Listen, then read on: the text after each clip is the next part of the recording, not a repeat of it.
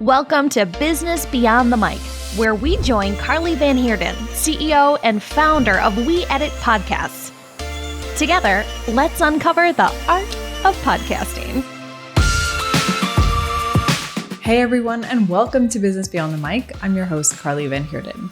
Today on the show, we welcome Dolly DeLong. Dolly is a Nashville-based milestone family photographer who loves serving mamas and making sure families get timeless and gorgeous portraits to cherish for years to come. After learning the ins and outs of running a successful business, Dolly has also started sharing her knowledge with other creative entrepreneurs as a systems and workflow educator. She does this through her podcast, the Systems and Workflow Magic Podcast, through her YouTube channel with weekly education, and she also serves one-on-one business owners as a launch integrator and strategist because systems can work in your favor to help you create income. During our conversation, we go way back and learn all about Dolly's first encounter with podcasts and how that has changed over the years. Of course, since she is the workflow and systems queen, she also shares how she was able to streamline her podcast and make booking guests a seamless process. From there, we dig into everything from her monetization strategy, all of the many different experiments she's run on her podcast, and also how she uses private podcasts during launches. Now, without further ado, here is Dolly DeLong. Dolly, welcome to Business Beyond the Mic. It is so great to have you on the show today. Carly, thank you so much for having me. I'm excited. Yeah, I mean, we were just chatting before and we are excited to get into your podcasting story and just talk about, where did it all get started? But why don't you start us off by just telling us a bit more about yourself, your business, your brand, and of course, your podcast. Of course. Okay, so my name is Dolly DeLong, and I am a service-based business owner based in Middle Tennessee, so Nashville, Tennessee. I have two sides of my business. So the first side is I'm a family photographer. I've been doing family photography since 2008. So it's been a while. And then out of necessity to open up more streams of income in 2020, because we all know something big happened in 2020. Yeah. I had to pivot a little bit in my business, and that's where my systems and workflow education side of my business started. So I have, again, two sides of my business. Photography is one, and then I serve as a systems and workflow educator. And what that means is I help other business owners understand workflows, systems, and SOPs and how to apply it to the back end of their business. And I mostly serve like small business owners, not with a big team, who can't necessarily scale yet. Like they're still in the messy middle. They still have to do things on their own.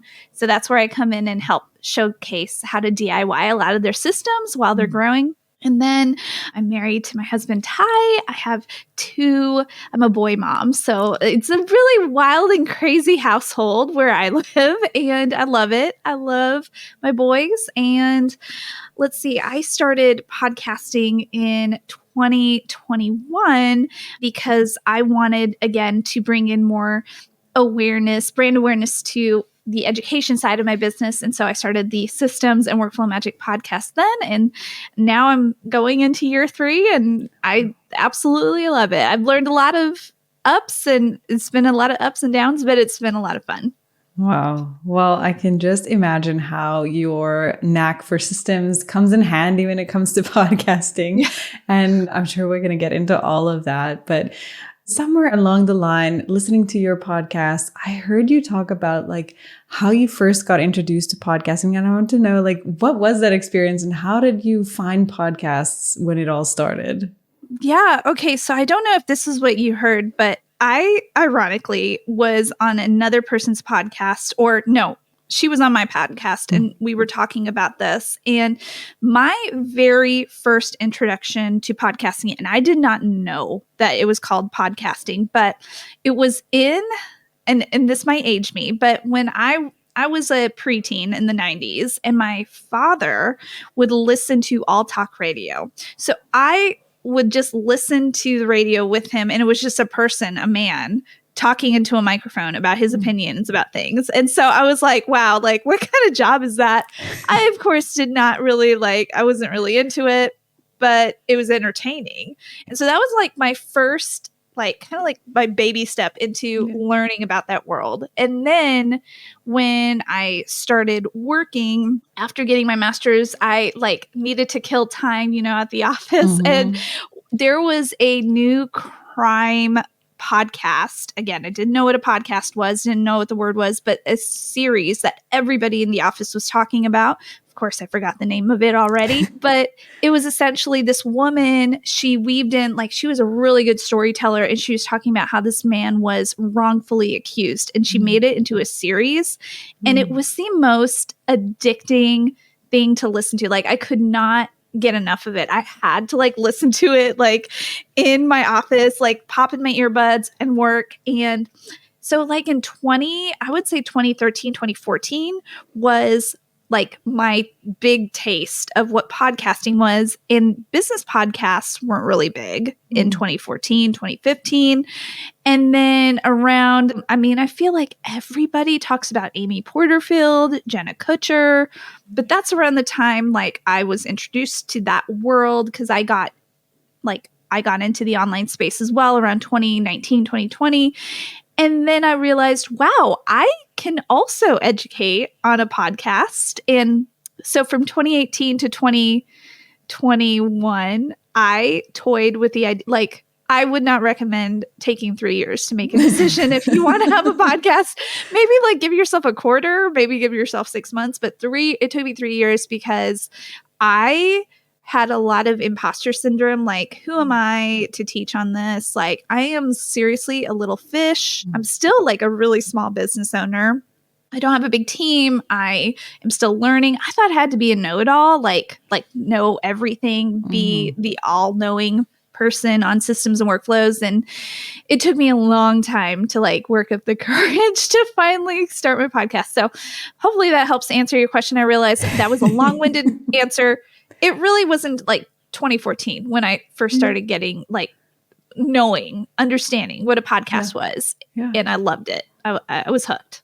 Oh, well, I can totally relate with you. I remember back in the day when we were kids too, driving from school and eating our after school snacks, and my mom would have like some radio show on, and we would just like listen to her stories that she was listening to while we waited for dance class or whatever it was next. So yeah, it's just started way back in the day already, and before we even knew it would be a podcast. But yeah, it's come a long way, and it's so interesting to see how it's evolved. And just depending on the personality, what do you go for? Because like someone like my husband who just loves anything business, everything, he loves all these like My First Million or like all those kinds of podcasts, or obviously Diary of a CEO and all these things. And then me, I'm the same like you. I like all the true crime.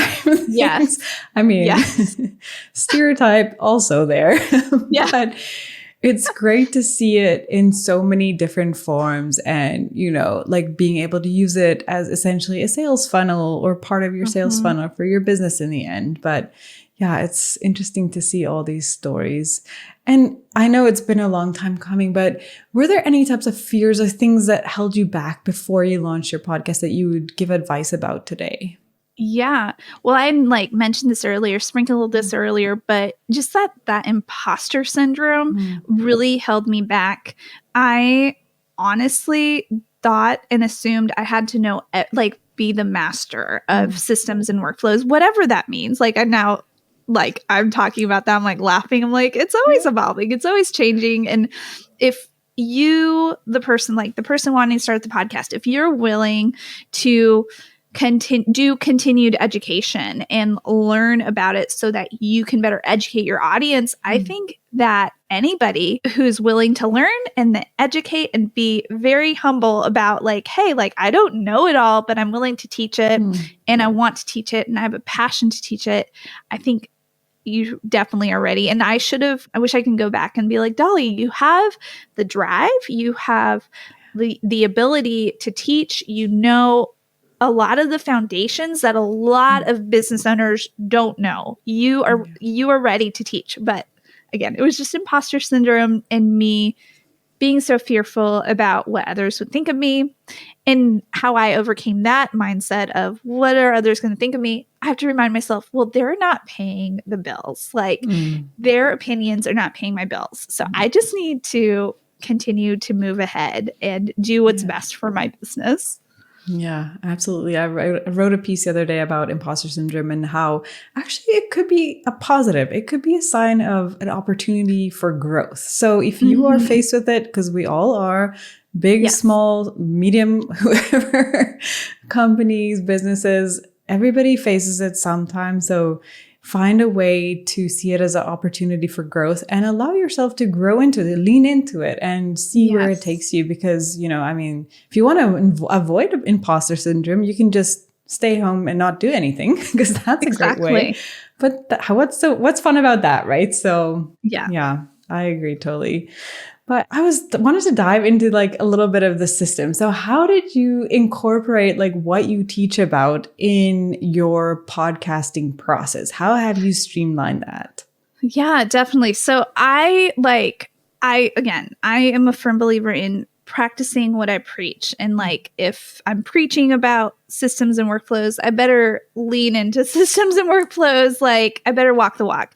And so for me, I knew early on that I'm gonna talk about it from the perspective of a podcast host having guests on my podcast. So I knew that I did not want, since this early on, I wasn't getting paid for it. This was all part of my like top of funnel or even middle of the funnel strategy.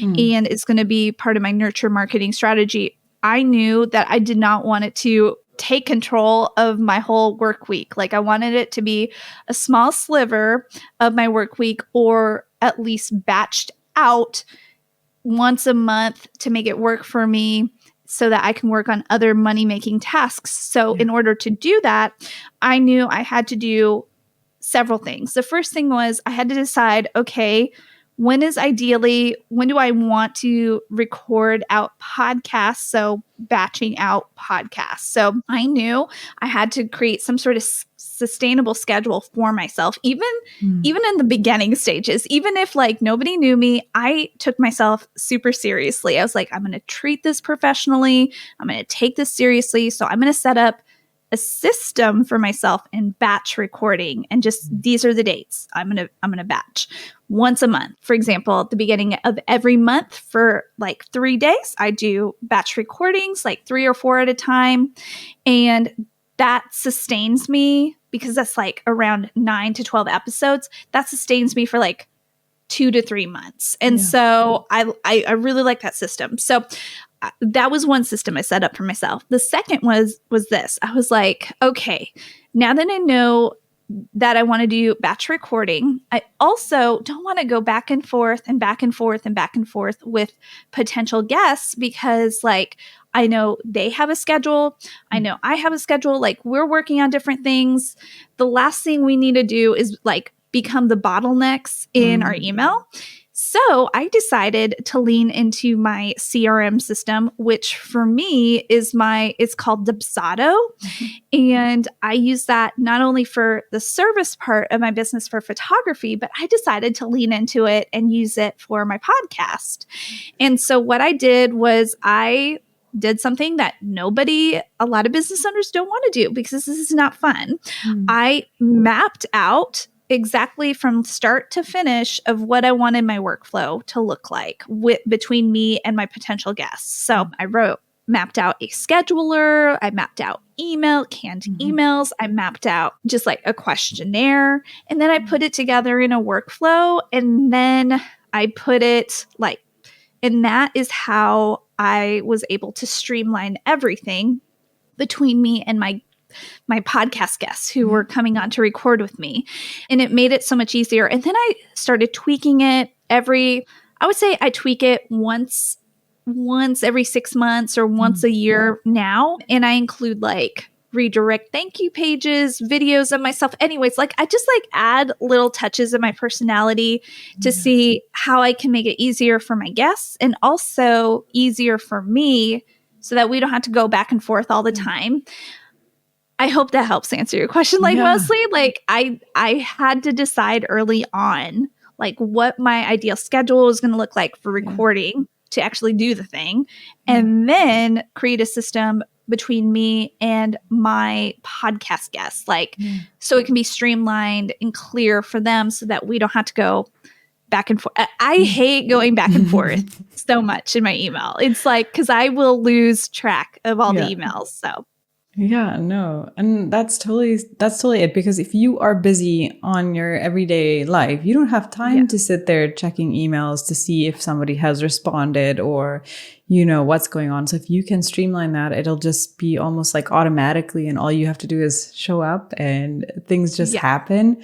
So that's amazing. I think that's so smart to do. And just takes all that heavy lifting out of it. I mean, like you said, initially it's an investment of time and making sure you've planned it out. But then by the end, you're going to be reaping the benefits. But yeah. And speaking of benefits, were there any other unexpected benefits that came from becoming a podcaster and launching it and pairing it with your business? I would say the biggest benefit so far has been me meeting new people. So networking and building relationships, because you probably know this, like working online, but it's really lonely, like owning a business. And it's it can be such a lonely experience. And you feel like, oh, am I the only one going through all of these like emotional roller coaster of like owning a business? But the longer I've been podcasting and actually connecting with new voices, new experts, I have been able to build relationships, not necessarily relationships that benefit my business, but relationships that benefit just like help me get to know a new person and encourage that person. I feel like I am everybody feels this way, so I'm not unique, but I just feel like I'm so complicated as a human because I'm very introverted. But then at the same time, I really like people a lot. I like meeting people. I like talking with people. I like connecting with people. And so podcasting for me has been fun I can still be a homebody and still be introverted, but then I can still connect with people and talk with them, get to know them. Yeah, we're talking about systems they use for their business and they're giving my audience a strategy session, but we're also connecting and I'm helping my audience connect with them and build a bridge for them to hopefully like set them up as an authority. One of my things I love to do is making sure that my audience is connected to the right people. I don't know if I don't want to claim that I'm a human connector because that's a weird, I don't know. I don't know. I just really like connecting people a lot. And so I've really been leaning into that and loving that in my podcast journey. Honestly, I think it's so right to say if you are a connector, because you can even build a whole business out of being a connector, putting the right people in the right spaces, connecting the right people for new opportunities. It's a whole thing. It's definitely, it's legit. It's just fun. And it's so encouraging for me to see like when I connect my audience with a guest and then to get DMs later on and to hear, I listened to your podcast with so-and-so and now I'm working with them, or I listened to your podcast featuring this and now I downloaded their freebie and it's been helpful. So I like hearing and seeing and reading like, okay, like these episodes are helping the listeners and they're actually building new relationships. So I hope that helps answer your question. No, and those sound like those amazing intangible metrics and things. Are there any other types of metrics you look at to see, am I putting the right people in front of my audience? Are these episodes hitting home? What else are you looking at in terms of metrics? Yeah. So once a month, I do a KPI day for myself. And for those of you who are listening, KPI stands for key performance indicators. I am still like running the show on my own. So I do this because I like to see overall like how my marketing is impacting how I'm making money and where my time is going. And so as far as podcast goes, like I will like run a KPI, like I'll look, I do everything through Acast. That's my platform. And so it like brings in all the data for me there. And then I input it into a special spreadsheet. I love spreadsheets and all these charts for myself. So I'm looking at the podcast downloads every month. And then I'm looking, I look really quickly over the most listened to episodes. And from there, I don't really dig deep into it, but I just can assess really quickly. Oh, like my listeners really connected to this specific theme, to this specific person.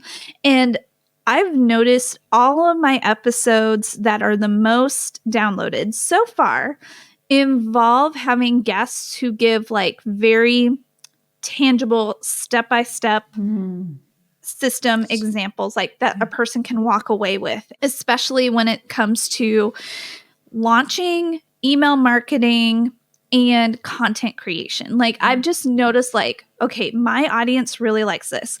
And then another facet is I noticed that my audience really likes it when I share solo episodes, not about systems, but about myself.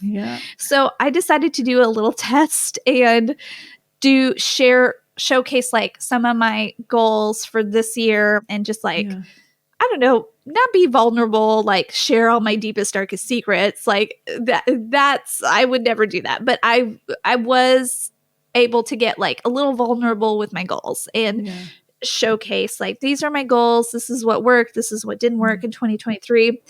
And that was also the most downloaded episode. And I was not expecting that at all. I was like, it doesn't feature anyone. It's just me. I'm just talking. And it's not about systems and workflows. And I learned from that people just really want to get to know you, the person behind the business. And so I think I might do a little bit more personal. I might infuse those episodes here and there in the future so that my audience can get to know me. Because I was not expecting that, because I just assume I'm like kind of a boring person. Like I don't know. I just assume that I'm not a big business. I don't have like a big name. So I'm like, they don't really want to know this about me, but apparently they love that connection. Yeah. And I think so often we forget because we are starting a podcast and we are the ones starting it, right? But then we have a lot of focus on those interviews and then they speak for the whole time. And it's like your audience kind of, sometimes when I want to find out more about somebody, I go and listen to all the interviews that they've done on other people's podcasts because that's how I can get to know them better. So that should be a sign to us that we should do some more solo episodes. And they don't have to all be personal, but they can just be from like, because you're the teacher that they're drawn to in the first place. So they want to learn from you because they found your teaching methods really like hits home for them, or, you know. And also, if they are somebody who's an aspiring business owner or, you know, podcaster, they want to see what you're like behind the mic, you know, okay, so she's just like me, or, you know, she also loves charts. So she must be, so it's okay for me to also want to have these goals and dreams that she's already, you know, gone out and accomplished. So yeah, I think that's great advice to be able to share a bit more about you, the person behind the mic. So yeah, I love it. Yeah, for sure. And it's hard. It can be hard to listeners listening in. It can be hard, but I know you can like, I'm slowly finding my balance, and I'm only, okay, in comparison to 2020s when I started my systems and workflow education journey, I'm only 4 years in to that part of my business. And I am starting to slowly figure out who I like to talk to. Like I get really discouraged when I hear people are like, yeah, I knew exactly who I was talking to year one of my business. I'm like, oh, it's taking me years to figure out who I'm talking to, versus like family photography. I knew exactly, I mean, I guess I knew exactly who I was speaking to, but then it's been a longer process for me to know who my audience is. And I'm knock on wood right now, like I feel like I'm like starting to hit that stride, starting to talk to that person, and I'm building like better connections through that. Yeah. So if you are wanting to start, listener, if you are wanting to start a podcast, like don't take forever like me, like 3 years to like start the podcast. But then also give yourself time and space to figure out who you're talking to, because like it's okay if you don't know overnight. You might, but you might not. And that's okay. Yeah. And I think too, like the listener that you have in your mind might be totally different than the one that actually responds back to you. And you can kind of adapt it and grow with it as it changes over time. So yeah, just give yourself that time to figure it out and test and experiment. And don't be shocked if it is a little bit different than what you pictured, but it's okay. Yeah. Exactly. Yeah. Can you chat us a bit about monetization? Because I know that you have quite a bit of knowledge about that and what approach you've taken in the journey. Yeah. So I am just starting out in monetization. So it's taking me forever to like take baby steps. And then I think that's a theme in my life. I take forever to get the ball rolling. But this year I started including sponsors in my podcast. Now, keep in mind, I'm still not fully making money from my podcast. I will be so transparent with listeners about that. But how I'm planning on this year, my action steps for myself is to include more ads of the literal systems and apps and tools I use for my business and I talk about and I teach about. I've reached out, like there's one company in particular that I reached out to that I partnered with early on. And they wrote out the blurb for me to say on my podcast, like as an ad. And so I would highly recommend any listeners, if you have apps and tools or like things that correspond with the theme of your show that you use or you love using or you love talking about, and they're not necessarily like big names, reach out to them because they also want to grow their business and their reach. And so I don't just assume you have to talk about the big names, like because the big names, like they already have their name out there versus the smaller companies, they're kind of in the same boat as you and in that they're trying to grow their brand. So it doesn't hurt to reach out and pitch and see like how you can like have a beneficial relationship that will benefit your podcast and then benefit them. And again, my strategy is inserting a lot of ads that are centered around systems and workflows and then drive traffic to those like affiliate links. Like I am a strong believer in SEO. It's like search engine optimization. So on my website, I create landing pages with like dollydelongphotography.com / and then whatever the affiliate name is. Does it take time? Yes, it does.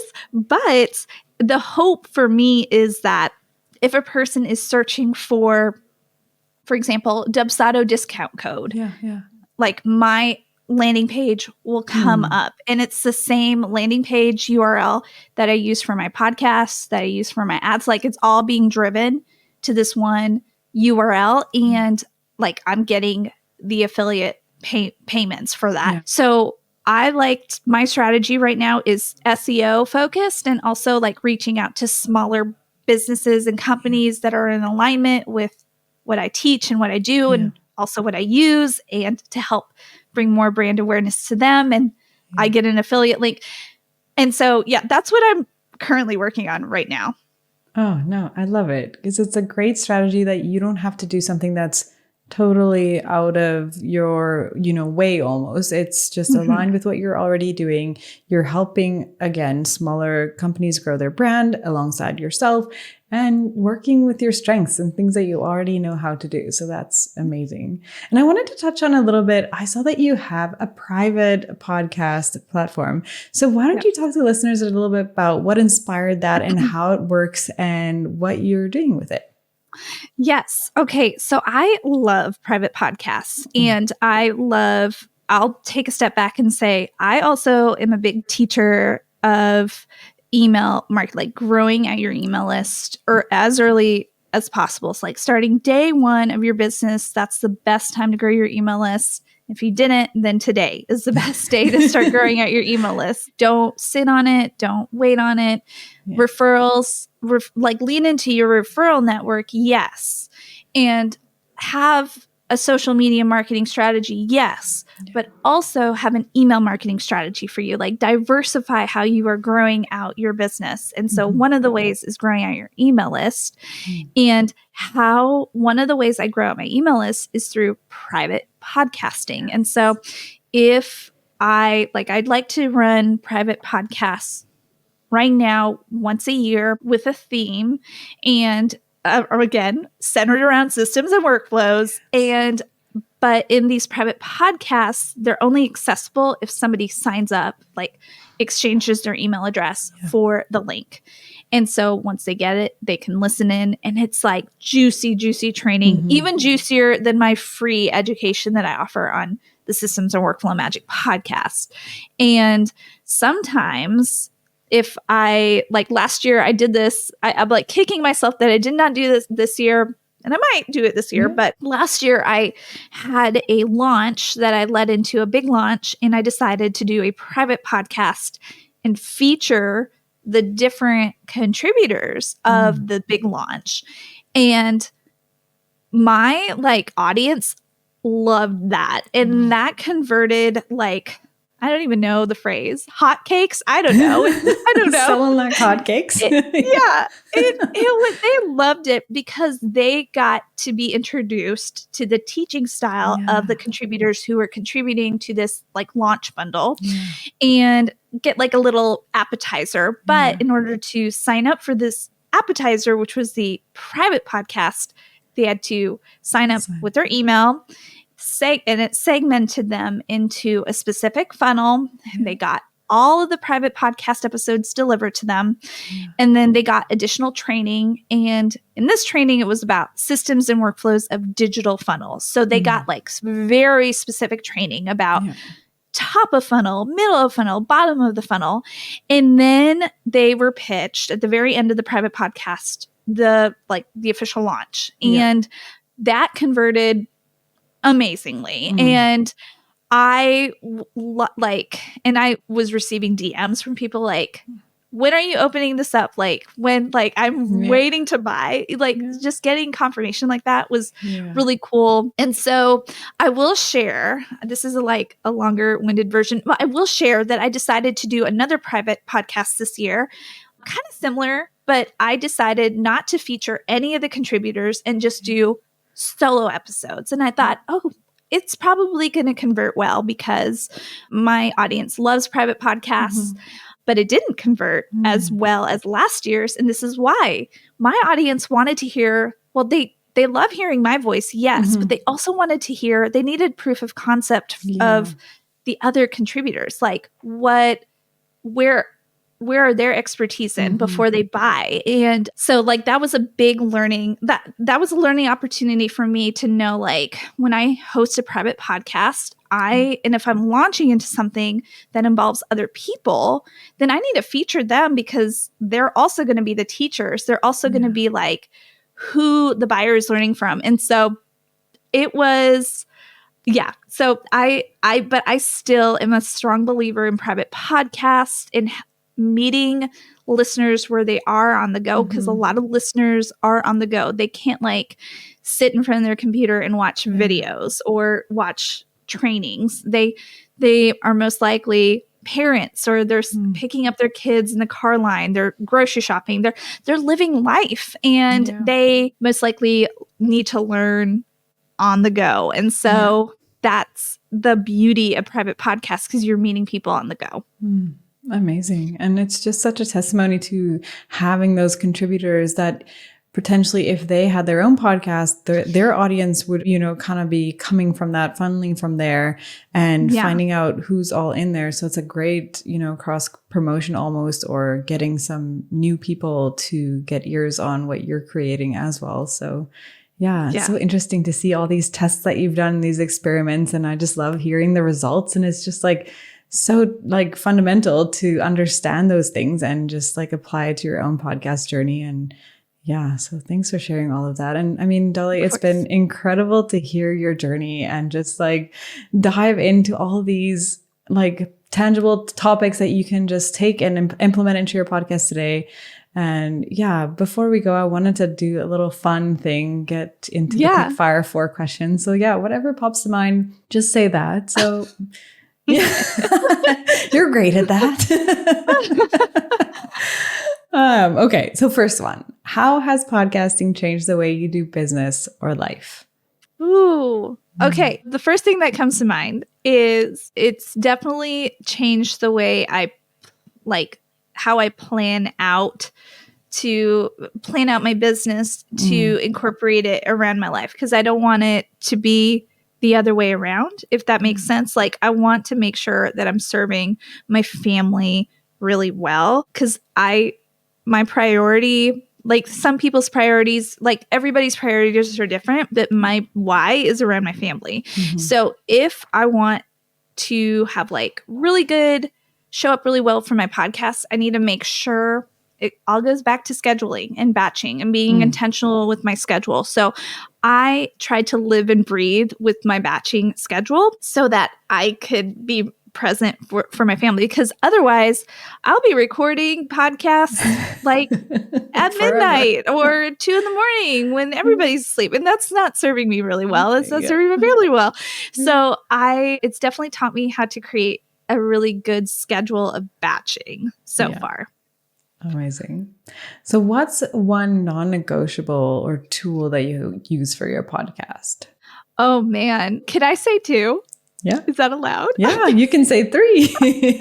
Okay, so 2 tools. Like, one of them is really new that I'm like, where have you been all my life? Like, why did I miss out on this? Riverside. Hands down, Riverside. I love it. I was using Zoom. No, like, this is not a Dolly, like, knocks down Zoom, because Zoom is essential for a lot of businesses. But for me, I was using it to record my podcast. The audio quality wasn't good, especially like if my guests and I were in weird internet, there would be weird internet connections, it would drop and we'd have to re-record. It was just a hot mess. But like with Riverside, it records like, I'm probably locally, butchering it, but it records locally to your computer. So regardless of the internet connection. And I really like the sound quality. Also, they have this capability that if you record either a solo episode or like a guest episode, you can create clips through their AI generated, like they call it their magic tools, and you can repurpose it for reels. So I love that, in that you're not only you're getting a podcast out and ready, but you're also thinking about your marketing as well. They're helping you with your marketing plan. And I appreciate that so much as a solo business owner. And then my second go-to tool is, of course, Dubsado. I mean, that's how I like streamline everything for my guests. And I've gotten so many messages and DMs from my guests. Like, this was the easiest booking process. This was like very clear, straightforward, easy. I don't have to go back and forth. And that's like a compliment for me, because I'm like, I want to make it easy for my guests who are coming on. I don't want them to like have to dig through their email and like make it miserable for them. So I appreciated that. So those are my 2 go-to tools, Riverside and Dubsado. Amazing. Now, on the flip side, what would be one of the biggest podcasting fails or lessons that you've learned along the way? Ooh, okay. Definitely audio. Like, y'all, like, I did not take that seriously for the longest time. I was like, oh, if somebody wants to listen to me, like, they'll listen to me despite the audio quality. And they will, but then they'll also like, you want them to have you want your listeners to have a good listener experience. So make sure you don't have to like invest in $1 million audio setup, but make sure you get like a decent mic, and make sure you're recording in something like you're using StreamYard, and that's really good, or Riverside, or something that is made for podcasting and will help you navigate those audio like glitches Yeah. because your listeners, like, they need to learn from you and not like be frustrated that they can't hear you or they don't understand you. So make sure you're serving your listeners well. Yeah. No, 100% agree with that. Yeah. And now finally, if money or time were not an issue, what would be next for your podcast? Oh my gosh. Oh man. Okay. If I had like, I do think about this a lot. I'm like, I wish I had this amount of money to do this. Like, I probably would hire out, I guess like my most immediate next step would be I would probably hire out not somebody to do the editing, but somebody to either, this is weird for me, outsource a babysitter for an extra day. I already outsource a babysitter for 1 day a week for my boys to help me save me a lot of time. Yeah. But I would also outsource another day, and that would be covered. The money would be covered for that. And that way I can like do more podcast related episodes, work on my ads, work on the SEO portion of my ads. And then if I had like, again, if money wasn't an issue, maybe like, I don't know, like learn, man, there's like so much. Yeah, you can do a lot. You can do a lot, but that is honestly immediately what came to my mind. I was like, hire out a babysitter for an extra day so I can work on the work on the SEO related stuff for my podcast. Yeah, amazing. That's the mom spirit talking. I totally agree. Hire out a babysitter so that I can just sit in silence and think about things. Exactly. I will say my son had his spring break last week and my mom came into town. I didn't she just watched them every single day, and I got to experience that sitting in silence in my room. I just like went to the bedroom and I sat there. And my oldest knew not to bother me. He's old enough to be like, okay, mom needs her space. But my youngest, thankfully, didn't figure out where I was. That is totally, I can totally relate. It's like if I'm not hiding, I'm all sneaking out the back door to go to the office. Yeah, exactly. Or like hiding in the bathroom, but they both know where my hiding spots are. So. Kids. No, you gotta love them. You just love them so much. I just tell myself when they're teenagers, they're not going to be interested in finding me. They'll be like hiding for me, and so I'll be like looking for them. Hey, I knew where those spots were before you needed them. Exactly.